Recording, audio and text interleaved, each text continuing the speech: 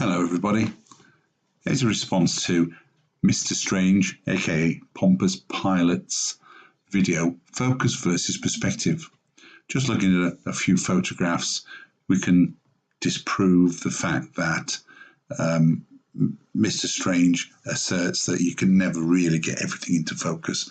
All the stuff in the background, if in focus, blurs the foreground and vice versa. Of course, it's all a load of trudge. So I hope you like what follows. As you can tell, completely unscripted, done in a rush, but I think it makes the point. Well, Pompous Pilot. Let's have a look at this photograph for you. It's got some scribbles on. You've seen this before. It's in your homeland, Canada. Nice young lady in focus in the foreground and the Canadian flag in the background. And last time we talked about, the 24mm lens. This time I want you to look at this number here. The f-stop, 5.6. Lens 24mm, f-stop 5.6. We changed the focal length of the lens, if you remember. 70mm, the f-stop is the same. This has changed, brought the background forwards, even the flag in Canada has been brought forwards.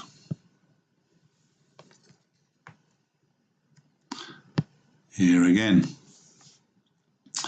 a change in focal length, but f5.6 stays the same.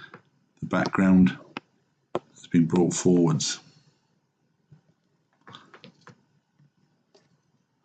And here, the background is brought us so far forwards that the plant pot is getting enormous.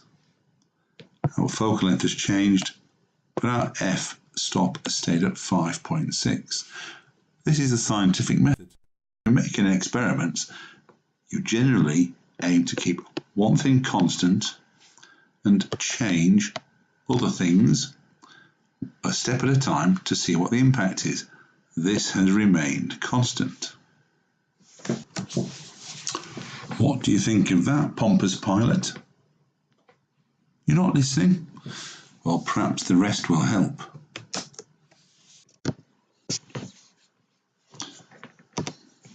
Okay, let's have a look at this one. This covers what's called the exposure triangle. We're not going to cover everything. We're just going to look at the top area, this area here. Now, if you notice, the numbers I've been talking about are called f-stop numbers, f1.4, f5.6. Remember I said that was important? And you get higher numbers as you go towards the left. But notice, what does this control?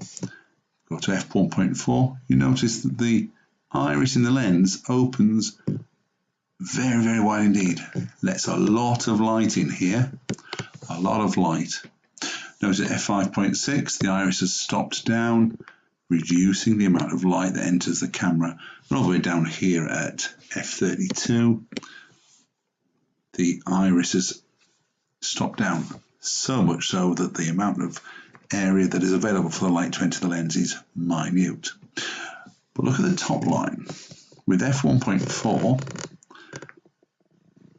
the effect of the wide open iris is that I can focus on one element in the photograph here, the chap, but the background is blurred. As I go towards the left, the chap remains in focus. You can see the background is slightly less blurred there. And as I move along and change the size of the aperture, look at the background, it gets less blurred, less blurred, less blurred, less blurred, less blurred, until it pops into focus all the way to infinity.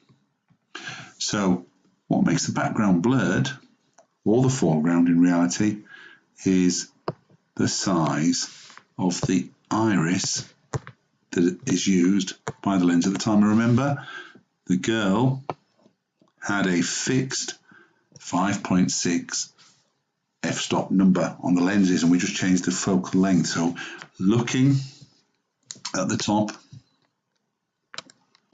here, you can see with an f5.6 lens, the background will blur. The change of focal length, as we saw again, brings the background forwards as we increase the focal length. No, they're just drawings. You can draw anything you want. Oh, sorry, Pompous Pilot. What I've done here is reused the photograph that we explained foreshortening on. Do you remember how changing the focal length can bring the background forwards? And at that time I said, well, we're only interested in the right hand column. I didn't realise we'd have to talk about those columns to the left, but look, what they've done here is the vertical changes. Vertical's that way for your edification. We are increasing focal length as you move up. 400 there, it says, from, I think it says 28 or something like that at the bottom. Look what happens as we go left. As we go left, we are opening up the lens. So at this end, we have f of 22, I think it says.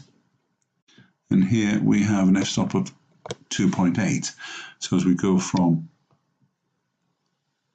small aperture to a wide aperture, you can see the background blurs more and more as you go across.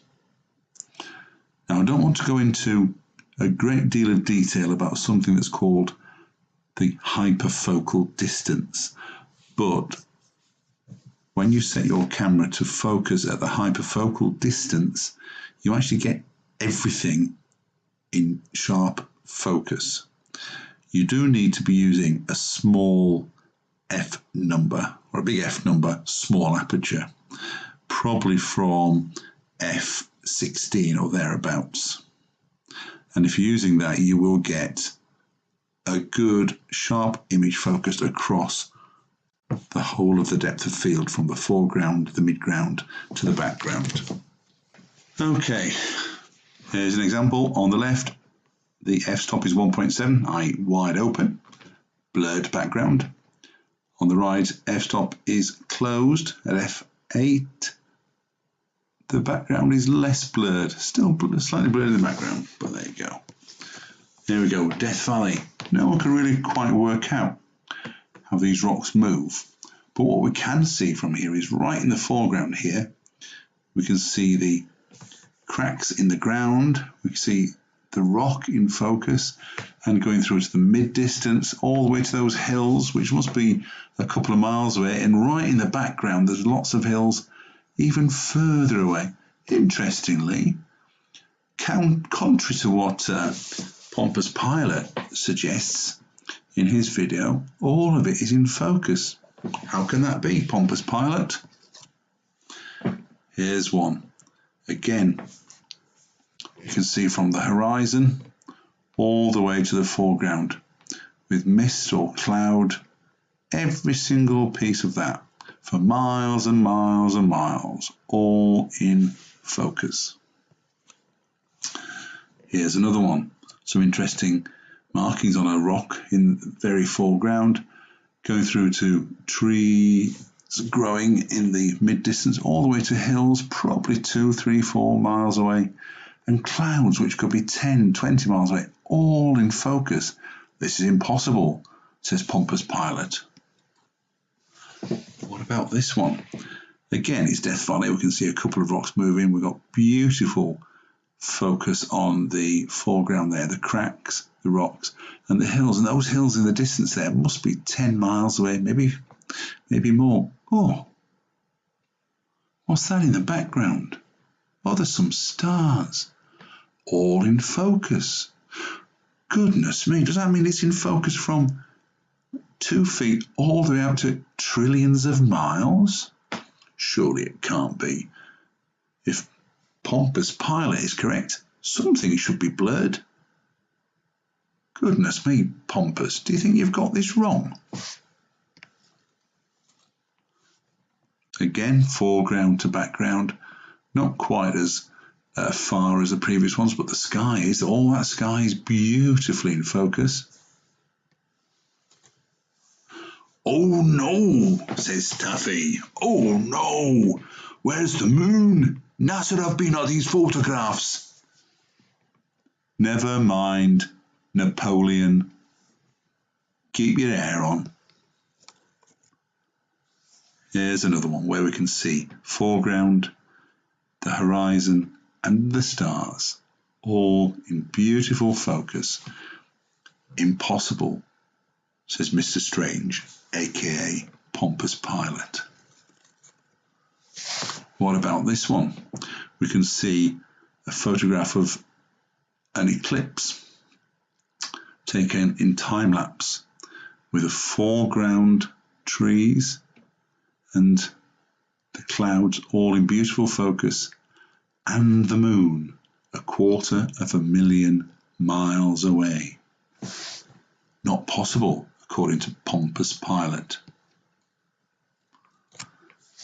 Here's a photograph from a video made by, I've forgotten who it's made by, but it's called Timescapes. It's absolutely fantastic to watch. If I can remember the guy's name, he won the Astronomy Photographer of the Year award, I think about 2008, for some of the photographs that he took for Timescapes. But here we've got a tree in the foreground. You can see it's beautifully in focus. We can see all of the contours and the texture within that.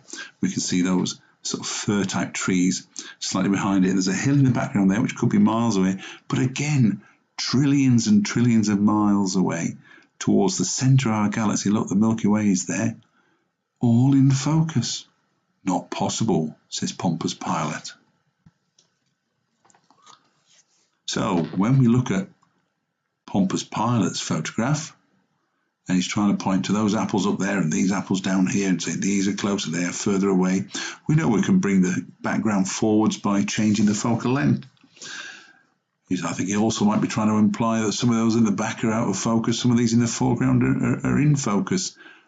We now know that that depends upon the f-stop of the lens. So we have full creative capability to make the background or the foreground out of focus, in focus. We can bring the background forward, we can push the backgrounds further away just by the choice of the focal length of the lens. That's the artistry of the photographer. But it is just as well that this happens. Why? Well, if things didn't work that way, everything we looked at with our eye would be blurred, because your eye is exactly the same as a camera. You've got a sensor at the back of your retina, you've got a lens, you've got an iris controlling the amount of light going in, so we can control the focal length, the focal point, and the amount of light coming into your eye. So if Pompous Pilot was correct, then when you looked at a beautiful vista, mountains and lakes and hills and so on, your eye would only be able to bring a little piece of that into focus. The rest would be out of focus. Now, is that your experience? Well, Pompous Pilot, what do you think of that? Embarrassing, eh? I can see you're embarrassed. You didn't need to be though, did you? All you needed to do was do a little bit of research, a bit of Googling on the internet, or maybe even speak to someone with a camera, someone that knows what they're talking about. This is fairly basic stuff in photography, not rocket science. But there again, you're not alone. Your mate Napoleon dropped a faux pas in a video. Well, he drops lots of faux pas in videos, but you included it in your last video. A little bit of snippet with the moon, and Napoleon asserting that the moon orbits the Earth every 28 days, and then lambasts someone with the phrase, "Didn't you know that?" Well, clearly Napoleon was wrong. the orbital period of the moon around the Earth is just over 27.3 days. Doesn't even become 28 days if we round it. If we round it, we'd round that down to 27 days. I posed him a question after he tried to pose another question with which was clearly rubbish because of the phraseology. I asked him, why is moonrise earlier every day by something like 53 minutes?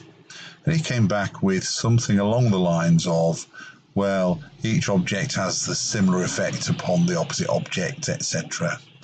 And I will give him a little bit of credit because I think what he was saying was possibly true. But the reality is true to a different question. Definitely not true to the question I posed.